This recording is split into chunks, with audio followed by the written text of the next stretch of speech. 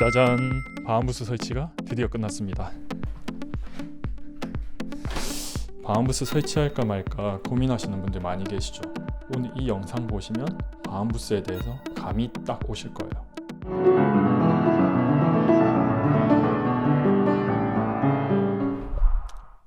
안녕하세요. 오늘은 새롭게 설치한 방음부스를 보여드리려고 하는데요. 전 방음실 설치가 이걸로 벌써 세 번째예요. 그래서 앞으로 방음부스를 설치하시려는 분들께 조금 도움이 되지 않을까 해서 이 영상을 찍게 됐어요. 그럼 직접 보여드리면서 계속 얘기해 볼게요. 지금 제 뒤쪽으로 보이는 게 바로 이번에 새롭게 설치한 방음부스예요. 그런데 생각하셨던 부스의 모습과 조금 다르지 않나요? 이건 그냥 벽처럼 보이지 않나요? 그런데 사실은 새롭게 설치한 부스의 바깥쪽 벽이라는 거, 이쪽이 내부로 들어가는 문이고요. 나머지 부분들은 마치 벽처럼 보이도록 마감 처리를 다 한 거예요. 그래서 지금 제가 서 있는 이 공간 있잖아요. 이 공간이 원래는 하나의 거실이었어요. 엄청 길다란 하나의 거실이었어요. 그런데 그 거실에 이렇게 부스를 설치함으로써 마치 방이 하나가 더 생긴 것 같은 그런 효과가 있었어요. 그럼 이제 내부로 한번 들어가 볼까요? 이 외관은 나중에 다시 한번 설명드릴게요. 따라라라란, 따라라라란. 이 부스의 첫 느낌 어떠신가요? 흔히 알고 있던 그 좀 어두컴컴한 부스의 느낌들과 좀 다르지 않나요? 조금 전 부스의 외관도 그렇고 지금 이 부스 내부도 디자인적으로 신경을 많이 썼어요. 제가 인테리어에 관심이 많기도 하고 또 이처럼 유튜브 촬영을 하다 보니까 신경 쓴 요소들이 많아요. 혹시 이 부스 처음 보시고 가장 먼저 눈에 띈 건 어떤 거였나요? 혹시 창문 아니었나요? 거의 부스 한 벽면을 가득 채울 정도로 큰 크기의 창을 만들었어요. 이건 제가 부스 시공업체에 특별히 요구한 부분이에요. 방음부스 알아보신 분들은 아시겠지만 방음부스 주문과 제작에 있어서 크게 두 종류가 있거든요. 첫 번째는 공장에서 찍어내듯이 크기 변경이 안 되는 조립식 방음부스가 있고요. 두 번째는 원하는 크기대로 주문 제작할 수 있는 맞춤식 방음부스가 있어요. 저 같은 경우에는 두 번째 맞춤식 방음부스로 제작을 했고요. 그러다 보니 이처럼 창문과 같이 부스의 요소들을 원하는 디자인 혹은 원하는 크기로 변경할 수 있어요. 조금 전 설명드릴 때 부스가 들어오기 전 이 공간이 거실 공간이라고 했잖아요. 그래서 원래 거실에 있던 창과 같은 크기의 창을 부스 내부에 또 만든 거예요. 그래서 원래 있던 거실의 이중창 플러스 방음실 내부에 새롭게 설치한 이중창 해서 총 4중창이 돼버렸어요. 제가 이 창을 자세히 보여드릴 건데요. 이 창틀을 보시면 이 방음부스의 구조에 대해서 더 잘 이해하실 수 있어요. 제가 창문을 한번 열어볼게요. 하나, 둘, 이렇게 이중창, 여기 하얀색 부분까지가 새롭게 설치한 방음부스의 창문이에요. 그리고 이 바깥쪽에 갈색 부분이 원래 있던 거실의 창틀이에요. 여기서 알 수 있는 건 이 하얀색 부분까지가 바로 이 방음부스 옆벽의 두께라는 거. 출입문 쪽 벽을 보시면 좀 더 이해가 빡 되실 거예요. 여기가 방음실 바깥쪽이고요. 여기가 방음실 내부예요. 지금 보이시는 게 바로 방음제가 들어간 방음실 옆벽의 옆면이에요. 제 손 한 뼘 정도 되는 두께고요. 근데 제 손이 커서 좀 감을 못 잡으실 수 있으니까 줄자로 한번 재어보면 22cm 정도의 두께예요. 생각보다 꽤 두껍죠? 그리고 마찬가지로 바닥과 천장에도 이 같은 방음제가 들어가 있는 거예요. 제가 이 방음부스를 설치한 주 목적은 성악 연습과 피아노 연습이고요. 그리고 추가적으로 영상 편집과 음악 믹싱 작업을 할 계획이에요. 저는 작업 스타일이 밤낮을 가리지 않는 스타일이기 때문에 24시간용 부스를 설치했고요. 그래서 조금 전과 같이 두꺼운 두께가 나온 거예요. 만약 24시간용이 아니라면 조금 전 보여드렸던 두께의 절반 정도가 돼요. 한 11, 12cm 정도가 되겠죠.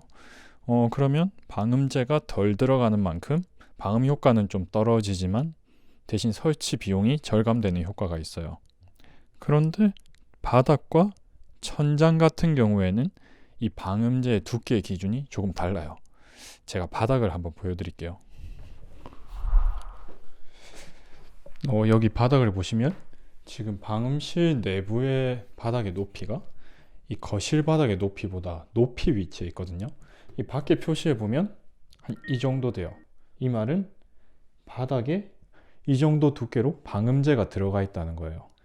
이런 바닥의 방음제는 그 사용 용도와 사용 시간대에 따라서 그 두께가 달라지게 돼요. 예를 들면 그랜드 피아노나 드럼 같이 소리가 엄청 크고 울림도 큰 악기 같은 경우에는 바닥에 방음제가 두껍게 들어가야 돼요. 그러다 보면 지금보다 방음실 내부의 높이가 높아지게 돼요. 반면에 실용 보컬 같은 경우에는 비교적 소리가 작기 때문에 방음제가 적게 들어가도 돼서 지금보다 방음실 내부의 높이가 낮아도 괜찮아요. 그래서 구조적으로 보면 이런 방음 부스는 옆면의 내 벽과 바닥과 천장이 모두 방음제로 이루어진 구조물이라고 볼 수 있어요. 그런데 이 같은 방음제는 생김새가 대체로 투박하고 미관상 예쁜 경우가 잘 없어요. 그래서 이러한 방음제를 사용하고 그 겉면에 마감제를 덧붙여서 보기 좋게 마무리를 해요. 지금 보고 계신 이 벽들도 다 방음제 위에 마감제를 덧입혀서 다 마무리가 된 거예요. 지금 바닥, 천장 그리고 옆면의 벽들이 모두 다른 마감제가 쓰였어요. 제가 이 마감제들을 하나씩 한번 보여드릴게요. 먼저 이 출입문과 저 안쪽에 있는 세로 무늬가 들어간 이 마감제는 라인형 흡음판이라는 마감제고요. 최근에 많이 보이는 마감제고, 이 마감제의 표면은 매끈하고 단단한 느낌이에요. 기존에 많이 쓰이던 네모 반듯한 마감제에 비해서 훨씬 깔끔하고 세련된 느낌이 있는 것 같아요. 그리고 그 옆으로 보이는 마감제는 목모보드라는 마감제예요. 조금 전 출입문 두께 보여드리면서 보여드렸죠. 이 마감제 표면은 마치 막 여러 개의 실이 엉켜 있는 것처럼 되게 거칠고요. 소리의 울림을 잡아주는 효과가 있어요. 스튜디오의 녹음실이나 음대의 연습실에서 많이 사용되는 마감제예요. 그리고 천장 같은 경우에는 이렇게 구멍이 송송송 뚫린 타공이 된 아트보드가 사용됐어요. 이 아트보드는 마치 부직포 같은 재질이에요. 다음으로 바닥은 가정집 거실에서 흔히 쓰이는 강마루가 사용됐어요. 단단하고 매끈한 느낌이에요. 이 같은 마감재들은 음향 환경에 영향을 미쳐요. 이 마감재가 얼마나 소리를 반사하냐 혹은 얼마나 소리를 흡수하냐에 따라서 음향 환경이 달라지게 돼요. 지금 이 방음실 같은 경우에는 이 창문의 유리와 바닥의 강마루 이 두 가지가 비교적 소리를 반사하는 성질을 가지고 있고요. 그리고 천장의 아트보드와 이 벽면의 목모보드는 비교적 소리를 흡수하는 성질을 가지고 있어요. 이 라인형 흡음판은 중간 정도 되는 것 같아요. 그래서 이 같은 조합으로 인해서 지금 이 방음실의 음향 환경은 그렇게 먹먹하지만은 않고 조금의 공간감이 느껴지는 음향 환경이라고 할 수 있어요. 저희 보통 가정집의 거실과 비슷한 음향 환경인 것 같아요. 방음실 구조와 마감재 설명은 이 정도인 것 같고요. 다음으로 조명을 보여드릴게요. 지금 이 방음실에는 크게 두 종류의 조명이 설치되어 있어요. 먼저 LED 엣지 조명이라고 불리는 이 조명을 방음부스 중앙에 설치했어요. 그리고 방음실 가장자리를 따라서는 디귿자 형태로 레일 조명을 설치했어요. 제가 조금 전 설명드릴 때 방음실 바닥에 방음제가 많이 들어가게 되면 방음실 바닥의 높이가 높아진다고 했잖아요. 그래서 방음부스들 중에는 방음실 내부의 높이가 굉장히 낮은 방음부스들이 꽤 있어요. 그러한 상황에서 이러한 LED 엣지 조명이 굉장히 유용해요. 이 LED 엣지 조명을 사용하면 방음실 내부의 높이를 확보할 수 있다는 장점이 있어요. 되게 납작한 형광등 같거든요. 한번 켜보면 엄청 밝죠. 그리고 레일 조명 같은 경우에는 자유도가 굉장히 높은 조명이에요.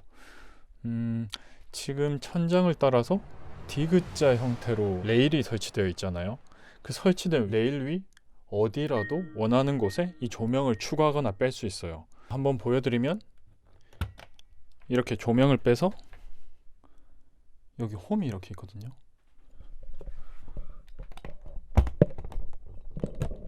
여기 이렇게 달 수도 있고, 또 이걸 빼서 여기에 이렇게 달 수도 있고, 원하는 곳 어디든지 조명을 추가하거나 뺄 수 있어요. 저 같은 경우에는 영상 촬영을 할 때 이 레일 조명을 굉장히 유용하게 쓸 수 있을 것 같아요. 이제 마지막으로 방음실 문을 보여드릴게요.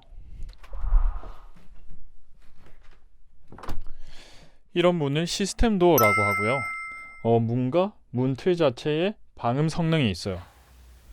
이 카메라 소리로 한번 들려드릴게요.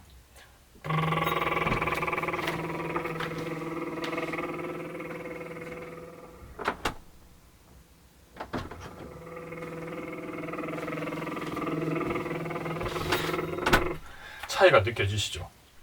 그런데 이 문의 손잡이를 이렇게 위로 올리면 마치 잠그듯이 돼서 문과 문틀 사이가 압축되면서 소리를 더욱 차단하는 효과가 있어요.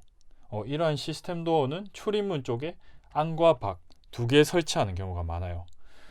그런데 저 같은 경우에는 부스 내부 공간을 좀 넓게 활용하고 싶어서 이렇게 바깥쪽으로 열리는 문 하나만 설치한 거예요.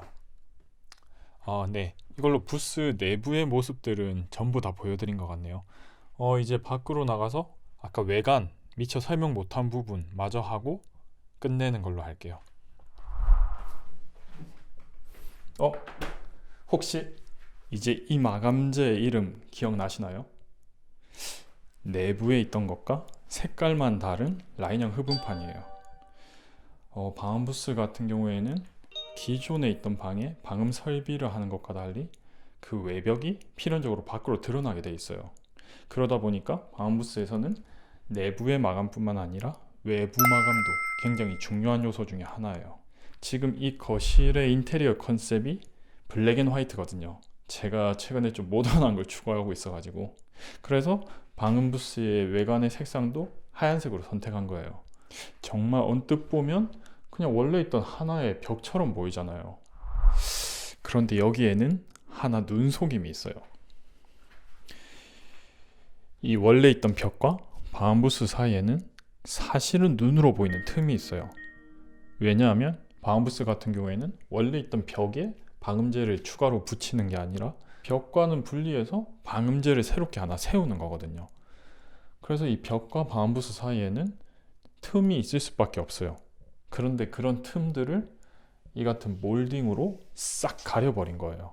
이처럼 띠 같은 나무판으로 모서리를 다 둘러버리는 걸 몰딩이라고 하거든요. 지금 이런 몰딩을 옆면과 방음부스 사이, 그리고 바닥과 방음부스 사이, 그리고 천장과 방음부스 사이를 싹 다 가려버린 거예요.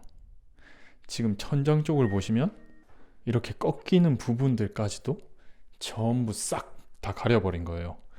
그래서 마치 원래 하나의 벽이 있던 것처럼 그렇게 보이는 효과가 있어요. 그리고 방음부스에도 추가로 외벽에 조명을 설치했어요. 지금 천장 쪽을 보시면 아시겠지만 이 방음부스가 들어오면서 원래 있던 거실의 천장등을 못 쓰게 됐어요. 그래서 이를 보완하기 위해서 방음부스 외벽에도 레일 조명을 이렇게 설치했어요. 네, 이걸로 새롭게 설치한 방음부스의 모습들은 다 보여드린 것 같네요. 잘 보셨나요? 궁금했던 점들이 좀 풀리셨는지 모르겠어요. 아마 이 영상을 보고 계신 분들은 층간소음으로 고통받고 계신 분들이겠죠. 저 같은 경우도 그랬어요. 음악을 할 공간은 필요한데 정말 마땅치가 않아서 알아보다가 방음실 설치까지 갔던 것 같아요. 그런데 개인이 방음실 설치를 결정한다는 게 진짜 쉬운 일이 아니잖아요. 방음부스 설치할 공간도 확보해야 되고 또 설치 비용도 막 저렴한 비용이 아니잖아요. 그러다 보니까 설치하시는데 아마 고민이 많으실 거예요. 만약 이 영상 반응이 괜찮다면 방음부스 관련된 컨텐츠들을 몇 개 더 만들어 볼 생각이에요. 예를 들면 실제로 방음부스 안에서 악기를 연주하고 방음 효과가 어느 정도 되는지를 눈으로 보여드릴 수 있는 그런 영상이나 부스에 관심 있는 사람들을 초대해서 실제로 어떻게 느끼는지를 담아보는 그런 영상들을 만들어 볼까 계획 중이에요. 네, 그럼 오늘 준비한 영상은 여기까지고요. 추가적으로 궁금하신 사항이 있으시면 댓글 남겨주시면 제가 답변 드리도록 할게요. 그리고 영상에서 업체명이나 설치 비용에 관해서는 언급을 안 했는데요. 그걸 말하면 너무 광고가 돼버린 느낌이라서 그냥 빼버렸어요.